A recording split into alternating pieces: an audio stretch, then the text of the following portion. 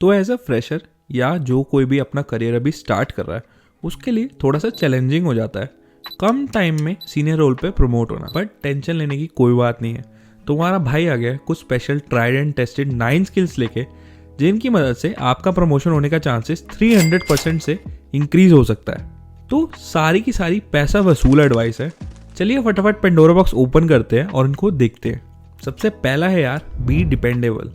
तो ये सबसे अंडररेटेड और जो अल्फा डेवलपर्स होते हैं उनके पास हमेशा ये स्किल होती है।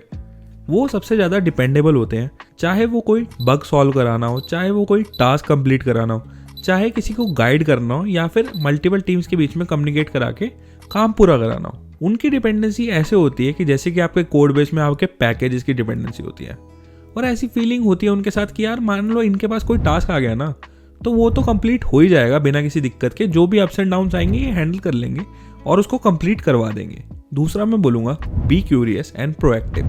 तो क्यूरियस से मेरा मतलब है यार, आपकी कंपनी में जो भी कोई बात हो रही है ना, या कोई चैट हो रही है, थोड़ी थोड़ी देर बाद उसको पढ़ते रहो और उसमें देखो कि किस चीज़ के बारे में बात हो रही है, कहाँ पे क्या न्यू हो रहा है, और न्यू कोई प्रॉब्लम आई है तो उसको वो कैसे डिस्कस करके सॉल्व कर रहे हैं।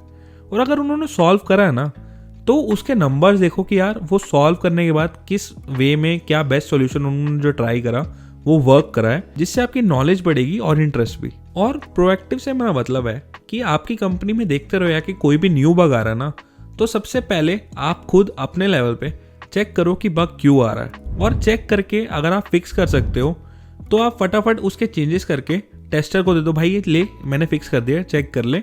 और अपने मैनेजर को पीआर दे दो, भाई कि ये मेरी ब्रांच है, इसको लाइव ले जाओ।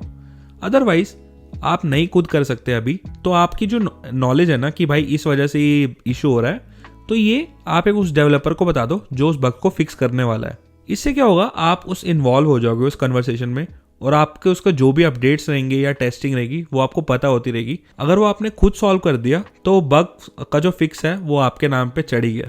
और प्रोएक्टिव से मतलब है यार, बाकी लोगों के जो कोड में चेंजेस होते हैं ना, तो वो भी पढ़ते रहो। उससे आपको पता लगेगा कि भाई क्या कोड में क्या चेंज हो रहा है, किस प्रॉब्लम के लिए क्या सॉल्यूशन वो लगा रहे हैं, और डिस्कस भी कर सकते हो जाके भाई कि ये सॉल्यूशन क्यों लगाया है, ये सॉल्यूशन भी एक और हो सकता था, ये क्यों नहीं लगाया। या आपके पास कोई बेस्ट है तो आप बेस्ट भी वहाँ पे बता सकते हो, तो वो चेंज उसी वक्त हो जाएगा।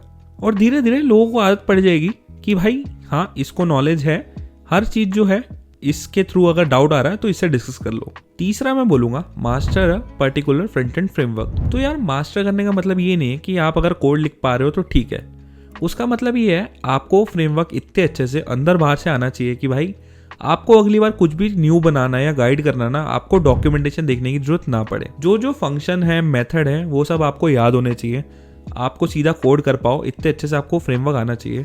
तो इन फ्यूचर मान लो एक प्रॉब्लम आती है और उस प्रॉब्लम को सॉल्व करने के 2 तरीके हैं, तो आपको पता होना चाहिए कि भाई इन दोनों तरीकों में से बेस्ट वे क्या है, क्या ज़्यादा ऑप्टिमाइज्ड है, उसी को यूज़ करके आप अपना सॉल्यूशन प्रपोज कर पाओ और अपना प्रॉपर स्केलेबल और क्लीन कोड लिख पाओ कि भाई ये फ्यूचर में 10 साल तक चलता रहेगा बिना किसी दिक्कत के।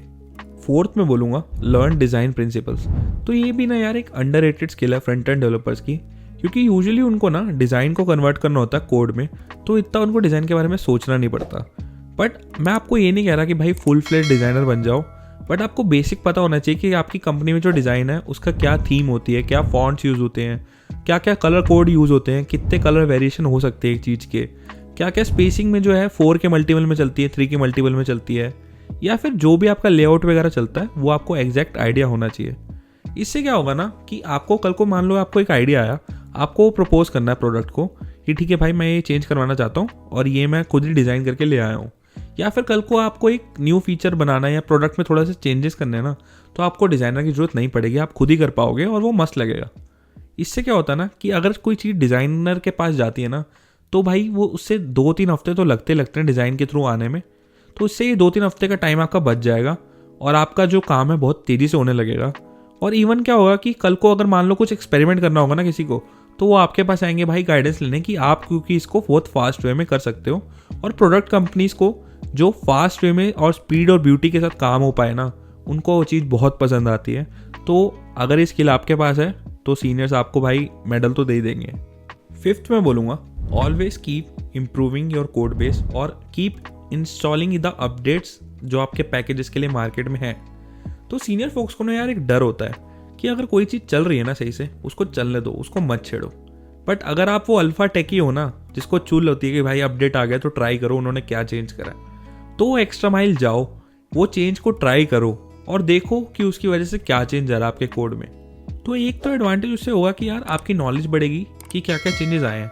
दूसरा, मान लो उससे कुछ अच्छा काम हो गया कि मान लो लॉगिन जो है पहले 2 मिनट में हो रहा था, अब 1 मिनट में हो गया, या फिर ये एरर लॉगिंग भी हो रही है, या फिर ये बहुत तेज हो गया, पहले पेज आपका 3 सेकंड में लोड रहा था, 2 सेकंड में 2.5 सेकंड में हो रहा है। तो भाई बिना बोले आपने एडवांसमेंट कर दी ना, तो आपको गोल्ड मेडल तो मिल ही जाएगा आपके सीनियर मैनेजर से, और अच्छे से रेटिंग और अप्रेजल भी मिल जाएगा। 6th मैं बोलूँगा, improve your problem solving skills with senior developers. तो अक्सर जूनियर्स को क्या डर होता है मन में कि यार वो छोटी छोटी प्रॉब्लम को लेके ना सीनियर लोगों के पास नहीं जाते डिस्कस करने के लिए अपनी अप्रोच।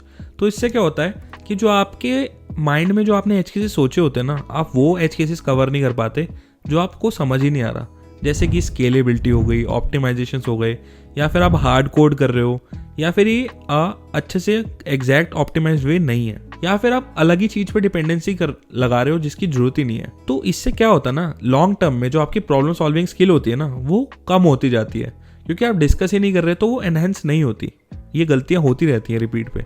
तो हमेशा मल्टीपल सॉल्यूशन सोचो अपने आप से कि भाई क्या बेस्ट सॉल्यूशन इसका हो सकता है in terms of scalability and optimization, और वो सॉल्यूशन लेके जाओ अपने सीनियर डेवलपर के साथ, डिस्कस करो और फिर उसको इंप्लीमेंट करो। तो इससे क्या होगा ना यार, जो उस सीनियर बंदे की 2-3 साल की एक्स्ट्रा नॉलेज है वो भी आपके माइंड में आएगी अगर वो आपको सलाह देगा या एज केसेस बताएगा, और आपकी इन्फॉर्मेशन ग्रो करेगी उससे सीख के।